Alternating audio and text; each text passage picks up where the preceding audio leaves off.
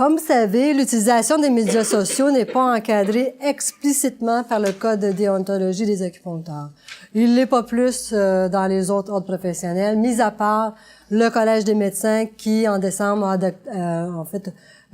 janvier, a adopté une modification à son Code de déontologie, mais c'est pas très clair non plus.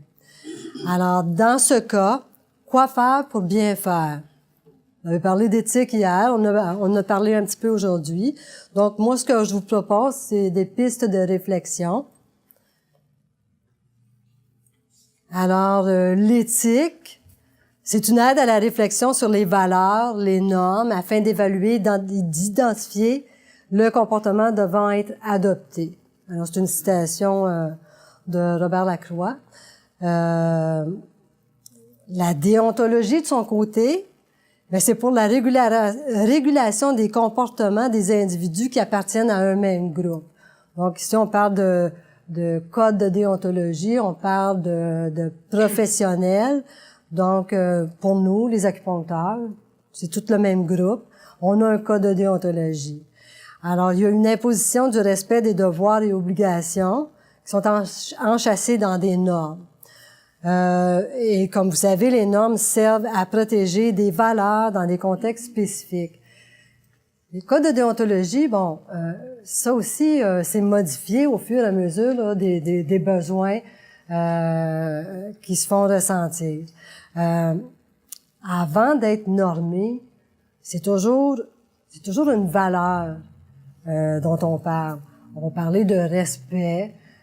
Puis on l'a intégré finalement dans un code de déontologie et puis on a associé une sanction. Donc si on ne respecte pas certaines normes, ben on a des sanctions.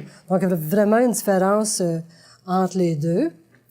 Bon, même si vous êtes sur Facebook, si vous avez votre page personnelle puis que vous l'utilisez dans votre quotidien, avez-vous déjà consulté la Déclaration des droits et responsabilités?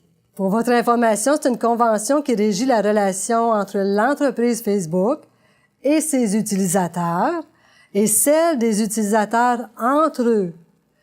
Alors, elle établit qu'en publicisant des informations sur Facebook, les utilisateurs permettent à tout le monde, y compris aux personnes qui n'utilisent pas Facebook, d'accéder à ces informations et de les utiliser, mais aussi de les associer à eux.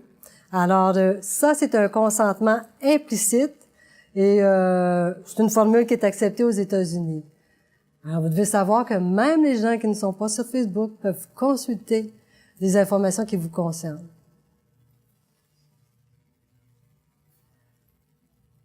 Alors, dans la déclaration, l'entreprise Facebook informe les utilisateurs sur la manière d'utiliser Facebook et sur la manière de l'entreprise de collecter et d'utiliser les données personnelles des utilisateurs. Je vous ai donné un lien. Alors, vous pourrez consulter ça à tête reposée. Alors, maintenant, pour une utilisation responsable, avant d'utiliser le réseau social Facebook, je vous suggère de faire un exercice réflexif sur vos motivations. Alors, qu'est-ce qui vous amène à vouloir utiliser Facebook dans le cadre d'une relation professionnelle avec des patients?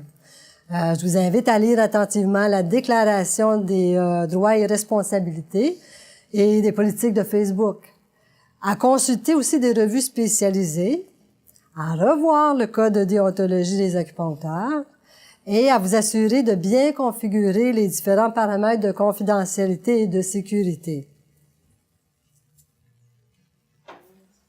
Alors, si on creuse un petit peu, Facebook, qu'est-ce que c'est?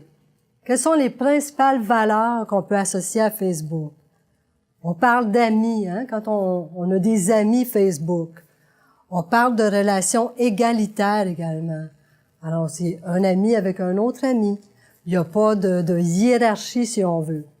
On parle d'ouverture. Alors, on encourage les gens à se dévoiler sur Facebook. Là, ils peuvent mettre leur état d'âme, tout ce qu'ils veulent sur Facebook. c'est permis, c'est même souhaitable, puis il faut qu'on en mette le plus souvent possible. Puis on encourage aussi la transparence.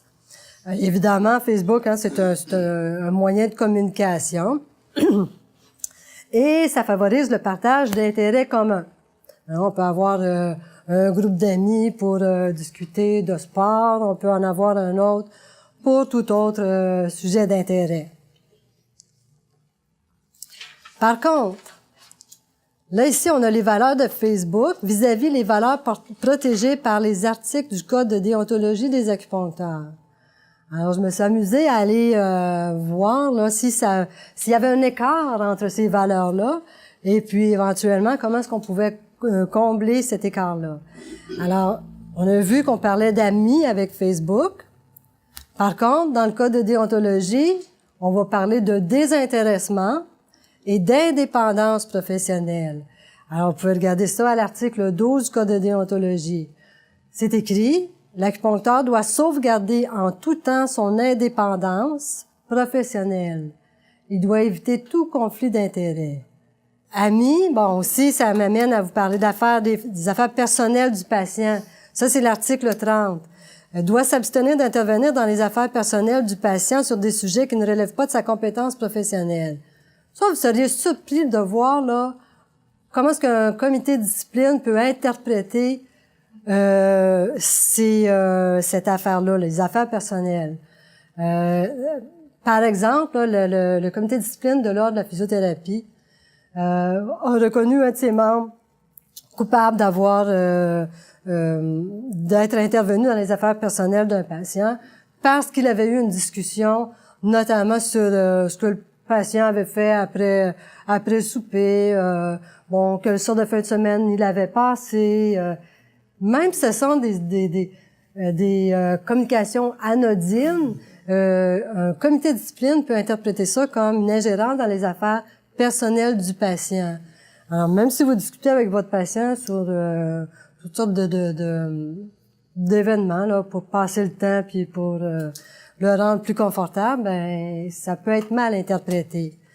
Donc encore là, les patients ne sont pas des amis. Alors on peut pas parler de n'importe quoi si ça ne concerne pas la raison de consultation.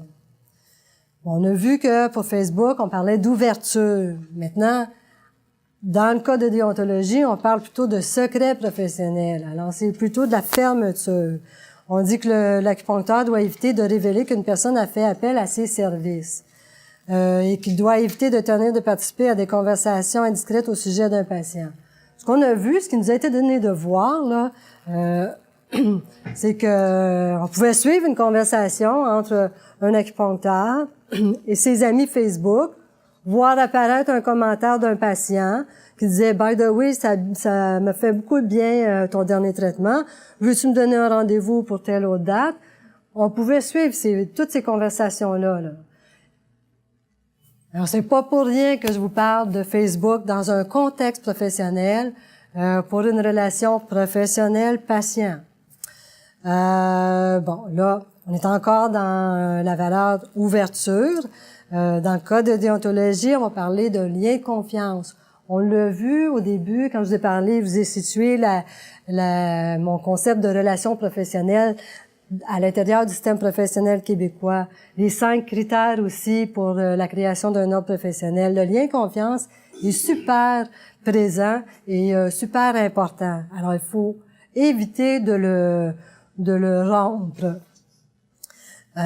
Donc, l'article 28 vient nous dire que l'acupuncteur doit chercher à établir et à maintenir un lien de confiance.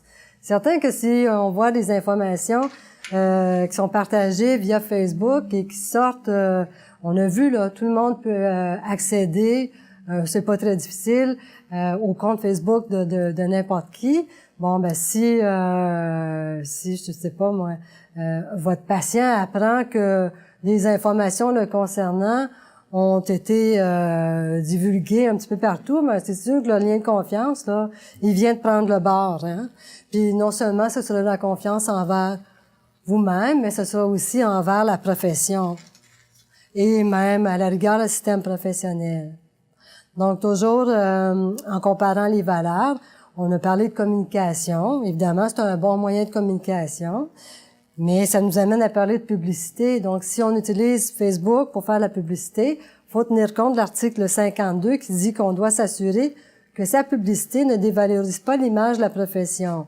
C'est sûr que si vous utilisez votre page personnelle et que vous rendez accessible des photos de vous, dans le cadre d'une vacance, de vos vacances, debout sur le bord, olé, puis vos patients ont accès à ça, ça sera pas très bon pour votre image.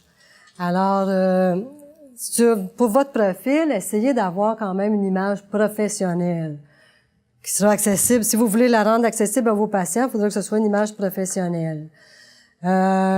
Puis, ce qui m'amène à parler aussi des témoignages d'appui ou de reconnaissance. C'est interdit, ça, dans la majorité des ordres. Donc, par exemple, si un patient utilise votre page, votre Facebook pour témoigner qu'il a reçu de bons services, que vous êtes donc bonne, on va pouvoir l'identifier, ce patient-là, forcément, là.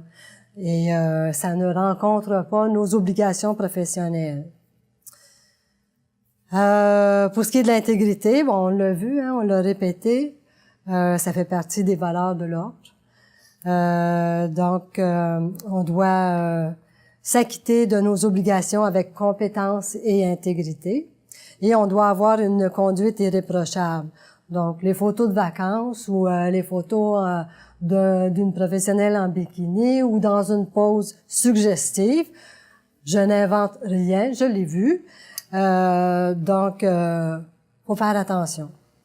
Alors maintenant, si on compare tout ça, les valeurs Facebook d'un côté, puis celles qu'on vient de ressortir du code de déontologie, donc amis, Facebook, mais indépendance professionnelle, ouverture, transparence d'un côté, mais secret professionnel obligatoire de l'autre, communication, mais pas le droit de divulguer d'images qui peuvent aller à l'encontre de notre de l'image professionnelle, en fait.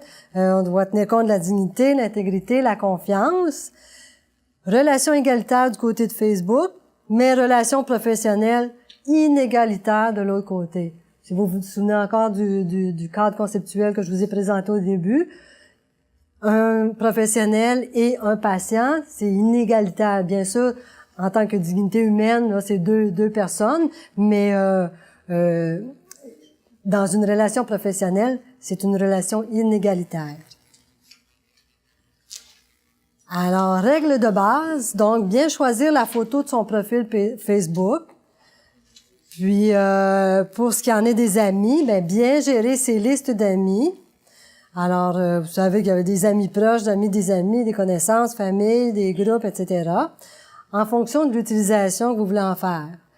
Pour la confidentialité, donc, il faut bien choisir qui verra le contenu de nos publications et paramétrer les fonctions de confidentialité désirées en fonction de ses choix.